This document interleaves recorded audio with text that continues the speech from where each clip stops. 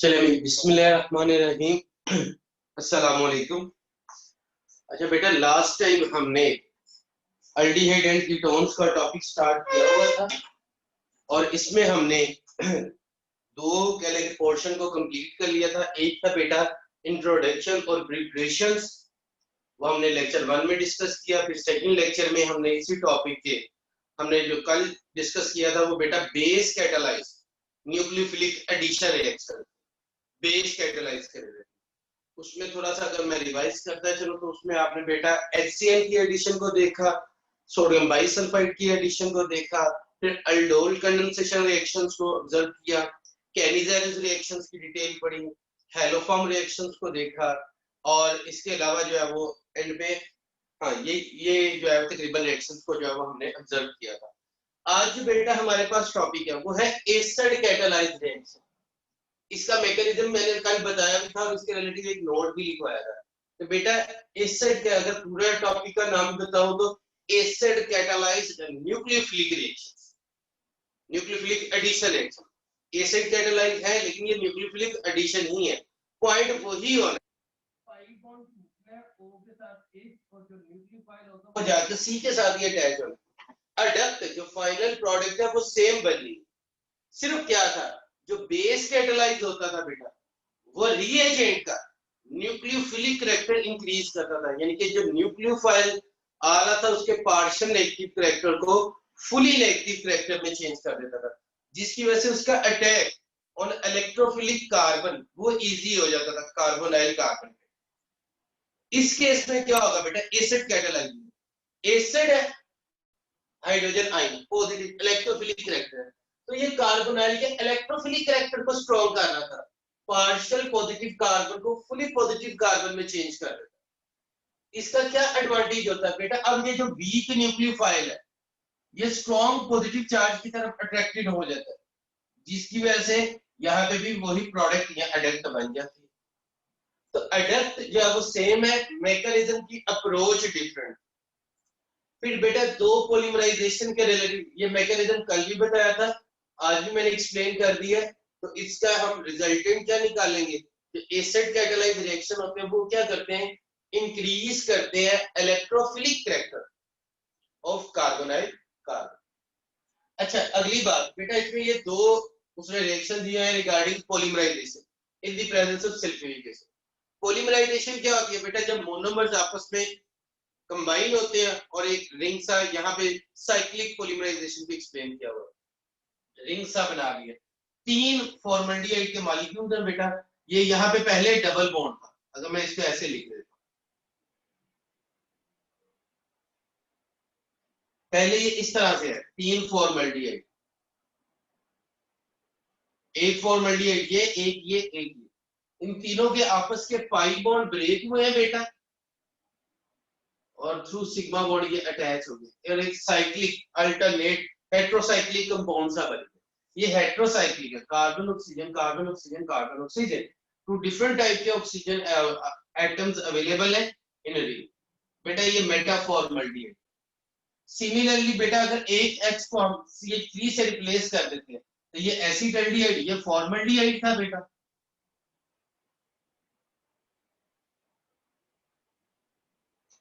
तो मेटाफॉर्मल्डिहाइड नीचे वाला एसिटल्डिहाइड, इसका जो पॉलीमराइज प्रोडक्ट बनेगा वो बेटा पैराल्डिहाइड, सेम ऊपर वाली अप्रोच के साथ ही बनेगा। तो ये दो एक ऑब्जेक्टिव के पॉइंट्स हैं, वो आपको पता होना चाहिए कि फॉर्मल्डिहाइड की पॉलीमराइजेशन से हमारे पास मेटाफॉर्मल्डिहाइड, एसिटल्डिहाइड की पॉलीमराइजेशन से पैराल्डिहाइड। जैसे हमने चैप्टर 8 में पढ़ा था, इथाइन की पॉलीमराइजेशन से, साइक्लिक पॉलीमराइजेशन से बेंजीन बन जाता। तो इसी तरह से ये ऑब्जेक्टिव के पॉइंट्स। फिर बेटा एक टर्म यूज होती है अमोनिया डेरिवेटिव। अमोनिया का क्या फार्मूला होता है बेटा, NH3।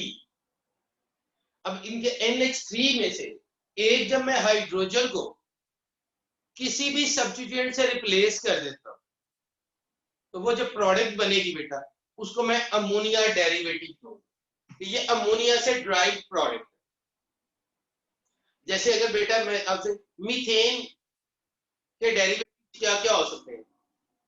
Methyl chloride, methylene chloride, chloroform, carbon tetra chloride. बेटा ये सारे मीथेन के डेरिवेटिव है। एक हाइड्रोजन रिमूव करो, Cl लगा दो, मिथाइल क्लोराइड। दूसरा हाइड्रोजन रिमूव करो, फिर क्लोरीन लगा दो, मिथाइलीन क्लोराइड। तीसरा हाइड्रोजन रिमूव करो, फिर क्लोरीन लगा दो, क्लोरोफॉर्म। चौथा जब आप हाइड्रोजन रिमूव करके तो वो कार्बन टेट्रा क्लोराइड बन जाता है जब आप उसे क्लोरीन से रिप्लेस करते हैं। तो इसी तरह से बेटा ये अमोनिया का फार्मूला NH2, यहाँ पे H होता है। अब इस H की जगह मैंने कोई भी ग्रुप G लगा दी तो ये जो प्रोडक्ट बनेगी NH2G, this is called ammonia derivative. G for general, G की जगह मैं OH लगा दूंगा तो हाइड्रोक्सिल अमाइन बन जाएगा। G की जगह मैं NH6H5 लगा देता हूं तो फिर क्या बन जाएगा बेटा? Phenyl hydrazine. G की जगह NH2 लगा देता हूं, वो जनरल हाइड्राजीन बन जाएगा। और G की जगह अगर NH6H3 और NO2 ट्वाइस लगा देता हूं तो इसे क्या बोलते थे? 2,4 डाई नाइट्रोफिनाइल हाइड्राजीन। ये सारे मैंने लगाए हुए हैं, ये देखिए जरा, ये जनरल रिएक्शन। क्योंकि बेटा मैकेनिज्म पे हमने फोकस नहीं करना, हमने रिएक्शन पे करना है। तो ये इस तरह से यहां से बेटा ये वाटर रिमूव हो जाता था H2O और ये आपस में बॉन्ड के थ्रू अटैच हो जाता। ये एसिड डेरिवेटिव, ये एसिड कैटालाइज है सर।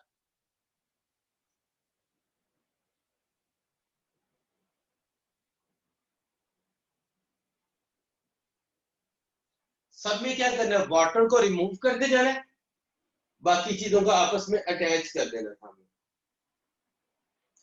अब इसमें अगर आप देखें बेटा, ये जनरल मैंने लिखा है, ये अगर एसिटल्डिहाइड है,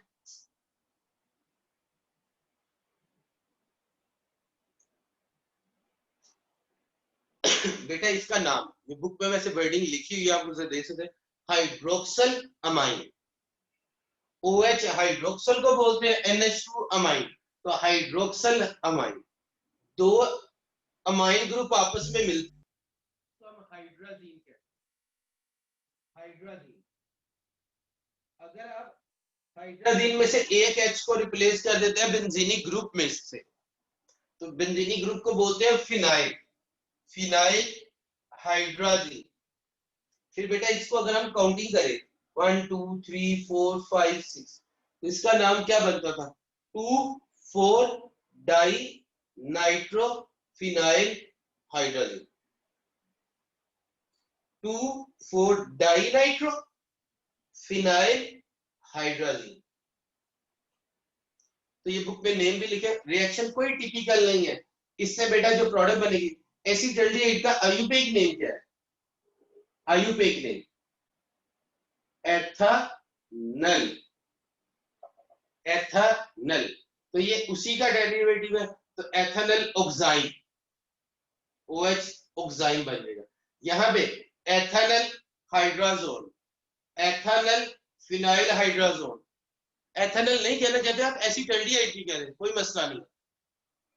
एथानल या एसिटल्डिहाइड 2,4 डाइनाइट्रोफिनाइल हाइड्राजोन। तो जो प्रोडक्ट्स बन रही हैं बेटा, इनके आपको नाम आने चाहिए। कैसे बन रही है? वाटर की रिमूवल से। और जो इसका नाम बेटा क्या बता रहा हूं, ethanal oxide, ethanal hydrogen, ethanal phenyl hydrogen, ethanal 2,4 dinitrophenyl hydrogen. और एथानल की जगह बेटा आप एसिटल्डिहाइड भी कह सकते हैं। और अगर मैं इधर CH3 लगा दूं तो फिर क्या बनेगा बेटा? Propanone, acetone, acetone, acetone, acetone. Book में दो दो रिएक्शंस दिए हुए हैं, एक एल्डिहाइड ग्रुप में एसिटल्डिहाइड के रिलेटिव और कीटो ग्रुप में आपके पास एसीटोन। और ये रिएक्शन इसमें बेटा ऑरेंज, ये नजर आ रहा है तो बता दीजिए, और येलो पीपीटी बनता है, येलो पीपीटी। तो जिस रिएक्शन में प्रेसिपिटेशन होती है बेटा, ऑरेंज और येलो, जिस रिएक्शन में प्रेसिपिटेशन हो, नजर नहीं आ रहा, मैं ये जो प्रोडक्ट बनी है बेटा ये ऑरेंज कलर में होगी।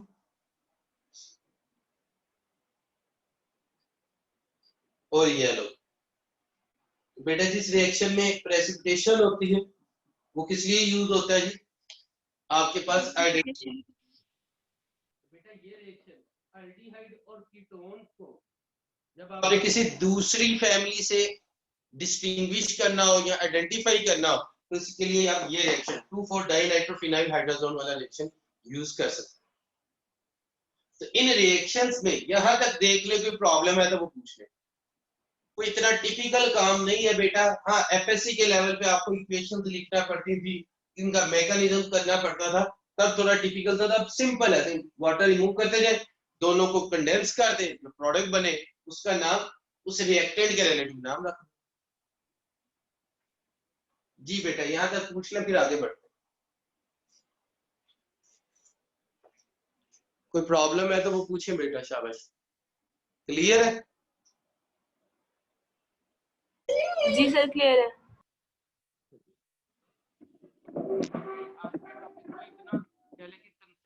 काम कम है बेटा, आपके याद करने वाली ज्यादा चीजें।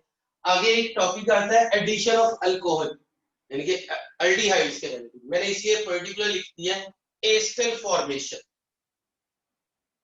इसमें वो क्या कहते हैं, जब हम अल्डिहाइड को अल्कोहल से रिएक्ट करवाएंगे under dry condition. Under dry condition इसमें से दो ऑब्जेक्टिव बड़े कॉमन पूछे जाते हैं। एक इसमें बेटा कंडीशन पूछी जाती है कि कैटालिसिस में क्या यूज किया जाता है। तो ड्राई HCl, मैं बल्कि इधर लिख देता हूं जी। जी से क्या मुराद है बेटा, गैस की फॉर्म में, HCl को गैस की फॉर्म में, ड्राई HCl गैस। तो उससे बेटा आपके पास यहाँ पे एस्टर की फॉर्मेशन होती है प्लस वाटर बन रहा होता है। और एस्टर का आयुपेक नेम क्या होगा, आयुपेक नेम बेटा, आयुपेक में इस हिस्से को इथॉक्सी बोलते थे, ये भी इथॉक्सी है। और 1,2 तो 1,1 डाई इथॉक्सी इथेन, इसको कॉमनली मैं एस्टर बोल रहा हूं। तो 1,1 डाई इथॉक्सी इथेन, ये इसका आयुपेक नेम याद है।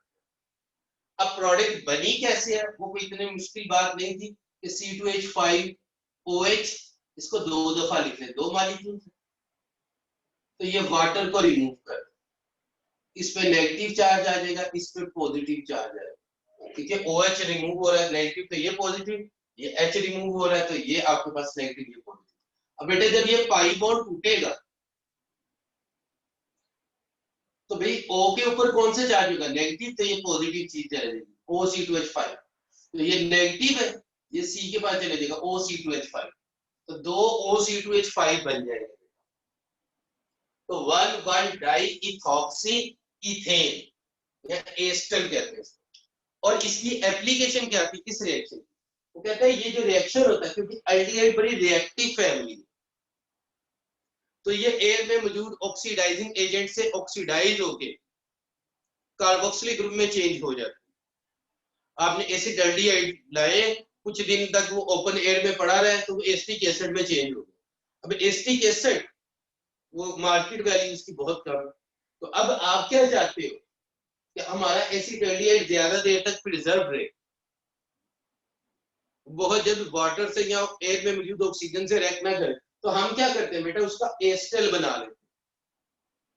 और जब हमें आफ्टर लॉन्ग टाइम इसकी दोबारा से जरूरत पड़ती है एसिड एल्डिहाइड, इसमें वाटर ऐड करते हैं, उससे दोबारा हमें एसिड एल्डिहाइड बन जाता है। तो नोट लिखा, this reaction is used to protect acid aldehyde against oxidising agent. तो ऑक्सीडाइजिंग एजेंट से प्रिजर्व करने के लिए, प्रोटेक्ट करने के लिए आप इसे किसमें कन्वर्ट कर लेते हैं, एस्टर में। लेकिन जब आपको दोबारा से एसिड एल्डिहाइड चाहिए होता है, एल्डिहाइड ग्रुप चाहिए होता है, आप उसमें वाटर ऐड करते हो तो आपको दोबारा से आपका मेन प्रोडक्ट जो मिल जाता है। जी बेटा इस टॉपिक में कोई प्रॉब्लम है तो वो पूछे, शाबाश। सर ये ओके आपने कहा है ना, सर आपने ये कहा है ना कि ये जो दो ग्रुप्स अटैच है ये एस्टर वाले हैं, सर ये ईथर वाले नहीं है? ईथर वाले, मैंने एस्टर बोला, एस्टर बोला तो बेटा गलत बोला मैंने, ईथर वाले, इथॉक्सी ईथर का है, तो वो बाय मिस्टेक क्या लेके बोल दिया होगा। ईथर है, ईथर से इथॉक्सी सही है, तो मैंने एस्टर बोला तो बेटा वो गलत बोला, बाय मिस्टेक जवाब बोल दिया। सही है, थैंक यू फॉर करेक्शन बेटा। अच्छा नेक्स्ट आपके पास है जी, ये नोट मैंने पहले भी लिखवाया हुआ। वैसे जब ऑर्गेनिक केमिस्ट्री थोड़ी सी कंप्लीशन की तरफ अब आएगी तो मैं इन नोट्स को थोड़ा सा रिवाइज भी करूंगा। बेटा प्राइमरी अल्कोहल के जब भी ऑक्सीडेशन की जाए, ऐसे ऑक्सीडाइजिंग एजेंट मैंने उधर लिख भी दिए हैं, ऑक्सीडेशन की जाए तो उससे हमारे पास प्रोडक्ट बनता है एल्डिहाइड। एल्डिहाइड को फर्दर ऑक्सीडाइज करवाया जाए तो कार्बोक्सिलिक एसिड। इसी तरह से सेकेंडरी अल्कोहल ऑक्सीडेशन करें, कीटोन फैमिली कीटोन की ऑक्सीडेशन करें, कार्बोक्सिलिक एसिड। इसी का वाइस वर्सा करें, एल्डिहाइड की जब रिडक्शन करते हैं, हाइड्रोजन की एडिशन रिडक्शन में आ जाता है, तो प्राइमरी अल्कोहल कीटोन्स की रिडक्शन करें, सेकेंडरी अल्कोहल। अब बेटा इस चीज को एक्सप्लेन करने के लिए नीचे एग्जांपल दी। रिडक्शन के लिए दो तरह से रिडक्शन हो सकती है, एक थ्रू रीएजेंट और दूसरी थ्रू कैटलिस्ट। बेटा मैंने इसलिए क्योंकि अब आपने वहां पे भी अलग-अलग एग्जांपल्स नहीं लिखनी, सिर्फ कॉन्सेप्ट की तरफ। यहाँ पे बेटा कैटलिस्ट निकल प्लैटिनम और प्लैटिनम यूज कर सकते हैं, या रीएजेंट सोडियम बोरो एनहाइड्राइड NaBH4 सोडियम बोरो हाइड्राइड NaBH4, इसमें हाइड्राइड ग्रुप जो है वो रीएजेंट के तौर पर काम करता है।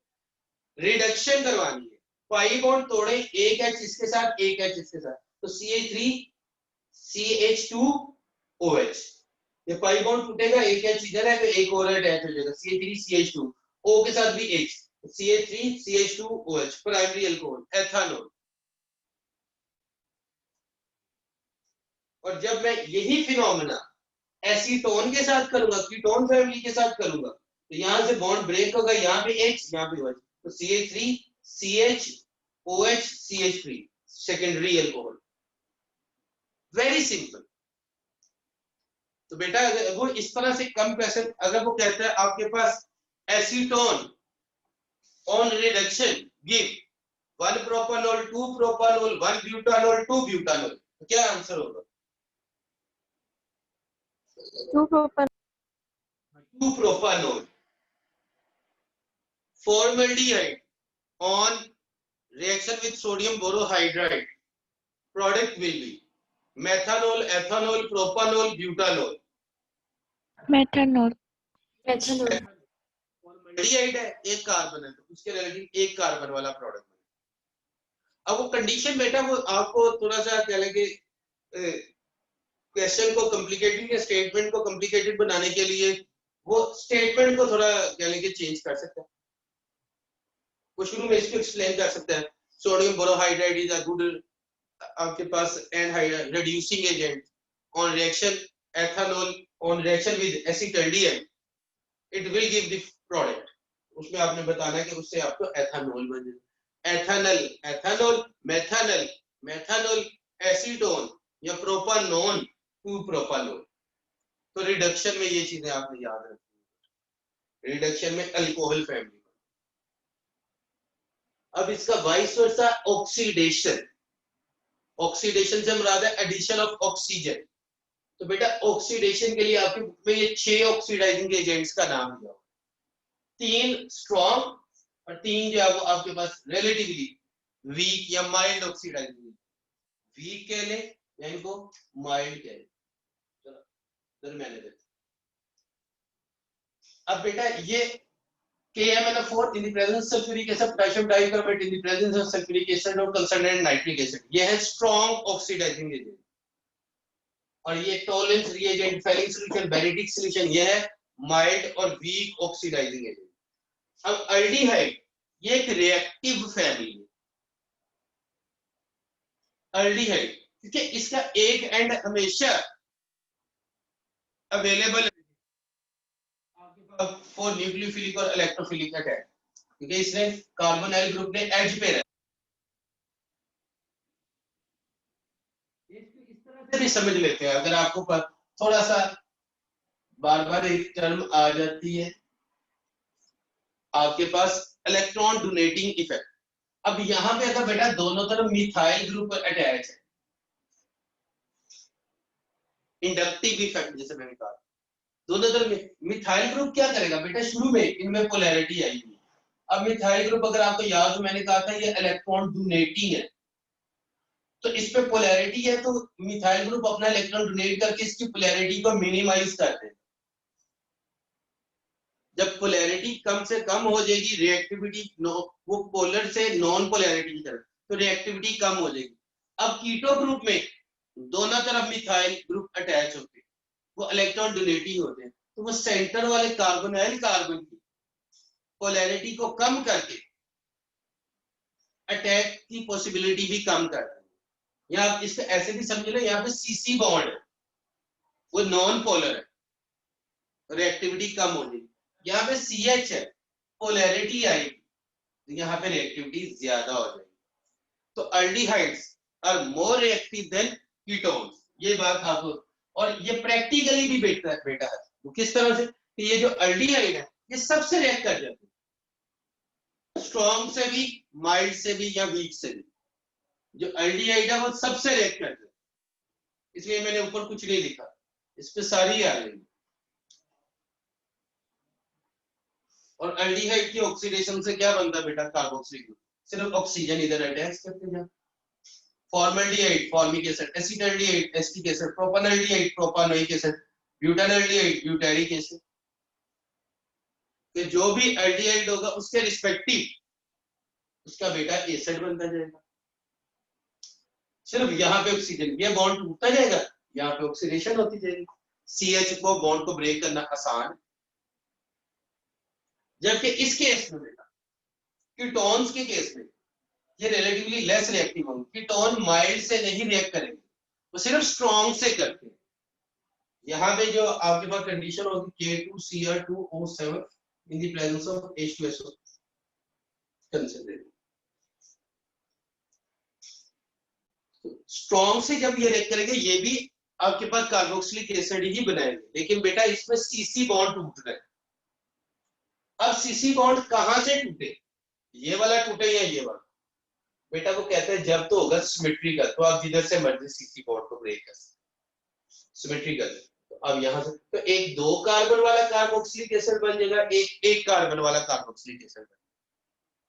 In the case of symmetrical तो कार्बोनाइल की किसी भी साइड से आप बॉन्ड को ब्रेक कर सकते, लेकिन जब अनसिमेट्रिकल की बात आ जाएगी तो आपने कार्बोनाइल के साथ उस तरफ से बॉन्ड ब्रेक करना है जिस तरफ कार्बन के साथ कम हाइड्रोजन अटैच हो।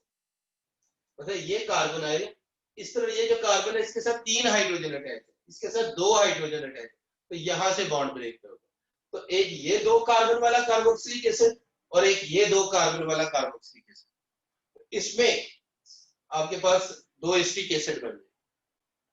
इस केस में बेटा एक एसिटिक एसिड और एक फॉर्मिक एसिड बन। पॉइंट क्लियर हो रहा है? यस सर क्लियर है। अच्छा फिर मुझे ये बताइए जरा,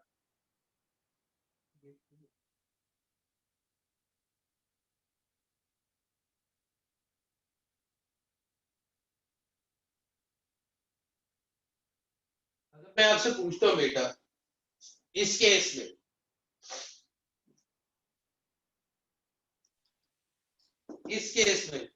किधर से बॉन्ड टूटेगा, मैं अगर काउंटिंग कर देता हूँ 1 2 3 4 5 2 3 के दरमियान से बॉन्ड टूटेगा या 3 4 के दरमियान से?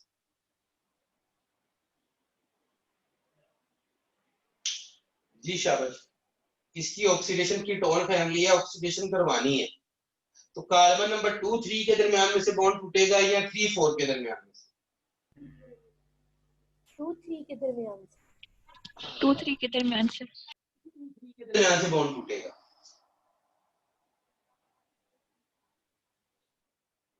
जी जी शाबाश।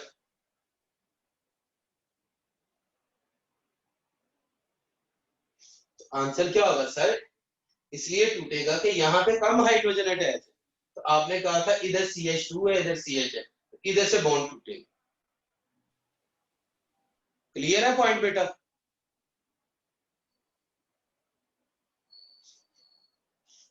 जी सर क्लियर है। ये बेटा बात आपने जरा जेल में रख लेनी है, ये बॉन्ड किधर से आपने ब्रेक करना। सर एक अच्छा बार जी। दोबारा रिपीट कर दीजिए वाला पॉइंट। चलो मैं इसको और तरह इस तरह से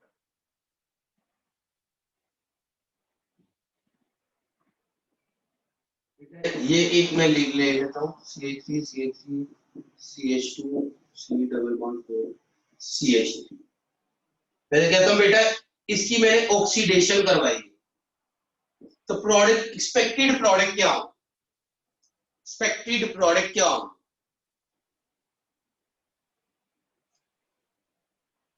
अरे एसिड बनेगा ना। नहीं, कौन कौन सा एसिड बनेगा?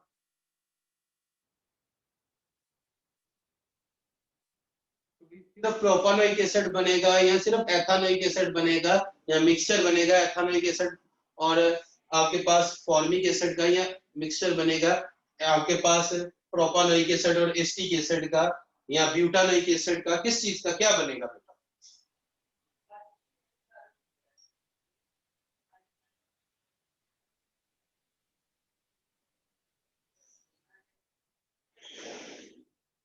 मैं ऑप्शन दे देता हूं, इससे प्रोडक्ट क्या बनेगी? Propanoic acid plus ethanoic acid, B option propanoic acid plus formic acid, C option butanoic acid plus acetic acid, D option butanoic acid plus formic acid.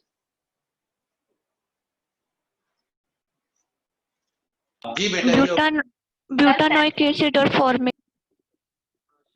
Delta option ये। अब देखिए बेटा आउट ऑफ क्वेश्चन चले जाती हैं, कौन कौन सी? जब आप इसको स्टडी कर रहे हैं, दो ऑप्शन आपके पास आउट ऑफ क्वेश्चन हो जाती है। यानी कि देखिए बार दफा होता है ना कि सर जब आपके पास चार ऑप्शन में डाउट होता है तो आपका आंसर ठीक होने के 25% चांस, लेकिन सर बी और सी में, बी और सी में क्यों? शाबाश, क्योंकि सर नंबर ऑफ कार्बन ही नहीं सेम। वेरी गुड बेटा। अगर वो बी और सी में देखें 3 + 1 4, हमारे पास रिएक्शन में 5 है, ब्यूटानोइक एसिड 4 + 2 6, तो ये दो ऑप्शन तो फौरन से आउट ऑफ क्वेश्चन हो गई। उसका एक फायदा हुआ कि ये ऑप्शन एलिमिनेट हो गई। अब ए और डी में से डिसाइड करना, यानी कि पहले आपके पास 25% चांस था, अब आपके पास कितने परसेंट चांस हो गया? 50%। अगर आप तुक्का लगाना भी चाहते हैं तो 50%।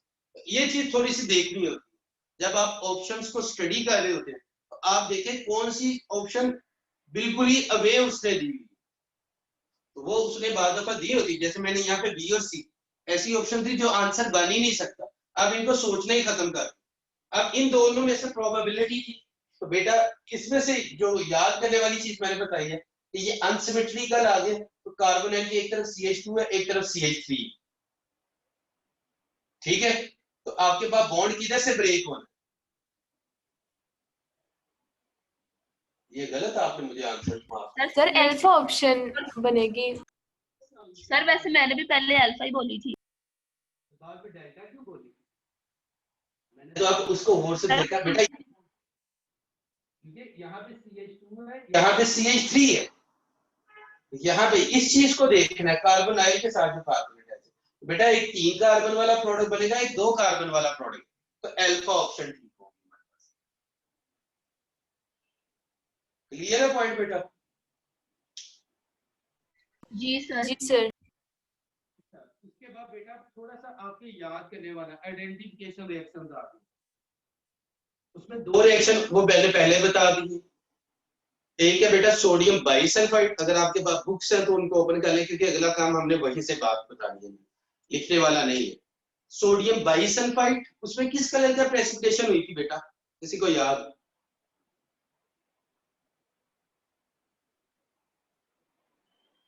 कल वाइट कलर की प्रेसिपिटेशन हुई थी बेटा।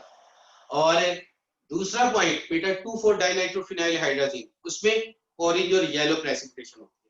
ये दो जो रिएक्शन है, ये रिएक्शन होंगे to distinguish carbonyl family from other families, just like aldehyde, alcohols, ether, etc.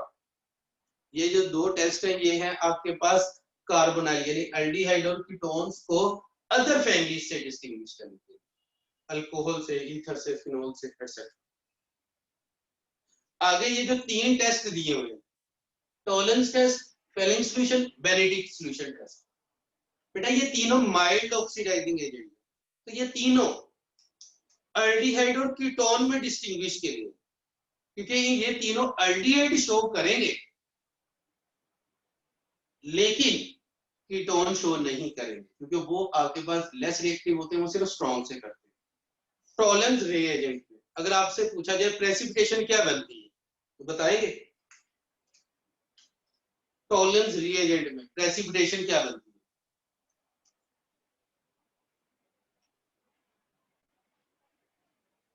Silver, Ag। Tolerance reagent में बेटा प्रेसिपिटेशन क्या बनती है जी? Silver, Ag। उसी की कोटिंग होती है और इसीलिए तो उसका नाम होता है सिल्वर मिरर टेस्ट। बेनेडिक्ट और फेलिंग सॉल्यूशन में प्रेसिपिटेशन क्या बनती है? Brick red. ब्रिक रेड कौन सा कंपाउंड बनता है? Cuprous oxide. Cuprous oxide, Cu2O।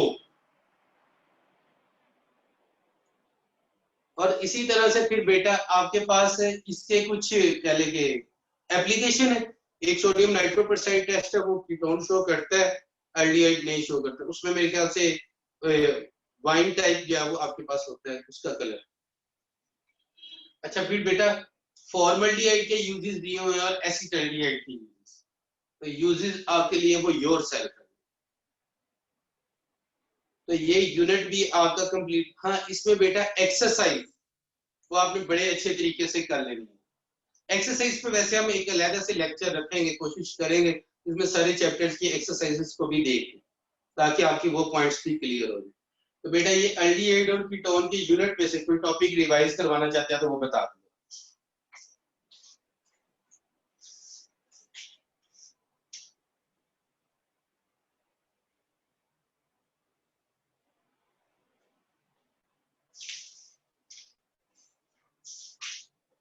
आज ऐसे फ्राइडे है तो काम हमें थोड़ा ही करना था।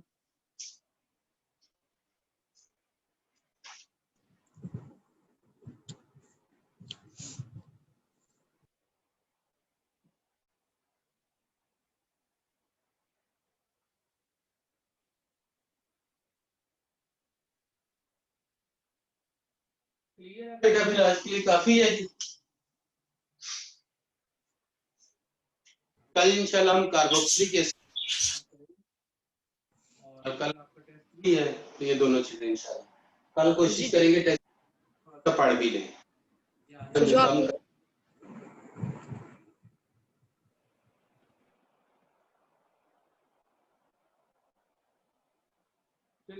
ठीक है बेटा जी, ओके क्वेश्चन नहीं है।